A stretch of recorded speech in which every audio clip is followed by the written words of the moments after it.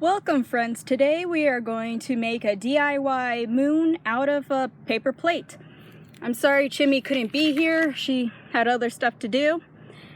So here's my funky, wonky circle moon shape that I cut out of a paper plate. And we are going to use spray paint. Now this is important, even if it's just plain white, which is a great base, I'm still going to go over it with some white paint. And I forgot what else I was going to say. So just a light coat would be good. And it's also important to do this in a space with lots of fresh air, because it's not good to be breathing this stuff in because it's toxic. So we can let that set for a bit and I'll be out in a moment.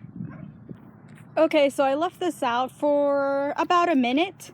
Now one thing I love to do with spray paint, or that I love about spray paint, is that it gives a lot of texture, which is great for a moon. So first of all, can't even talk right.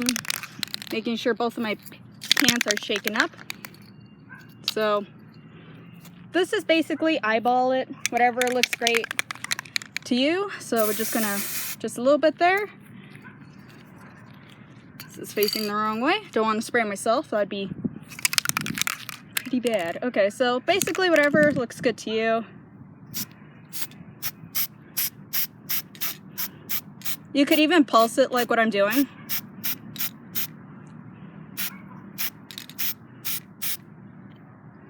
Not sure if you can see it, it's pretty hot and bright out here. It's in the middle of the day, so easily going to reach triple digits. I mean, yeah, triple digits. Ah, it's facing the wrong way. I'm trying to get a good handle of this.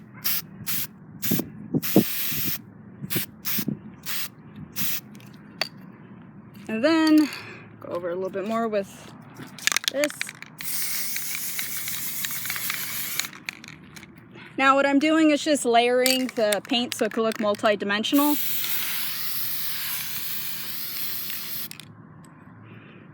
Basically, do whatever looks good to you. Can't seem to, there we are. Ah, crap. Now you don't want that to happen, and because my hand was in the way, I got stuff all over it.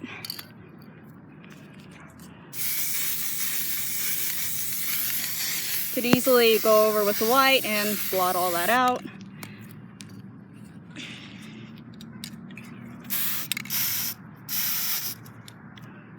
Now I switch hands here.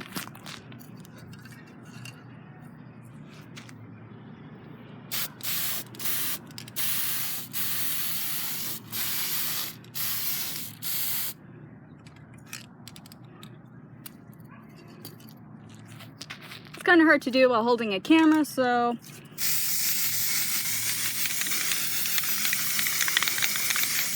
okay, that's this.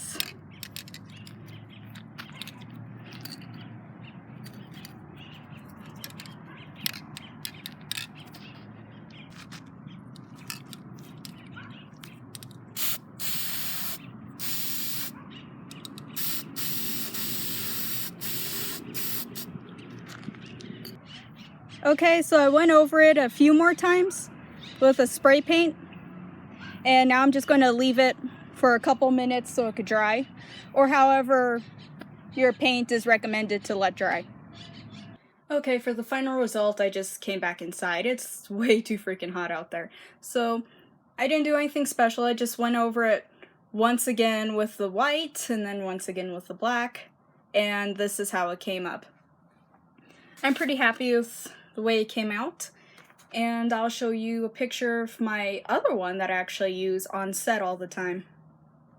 Okay, so the lighting isn't too good right here, but this is the one I generally use.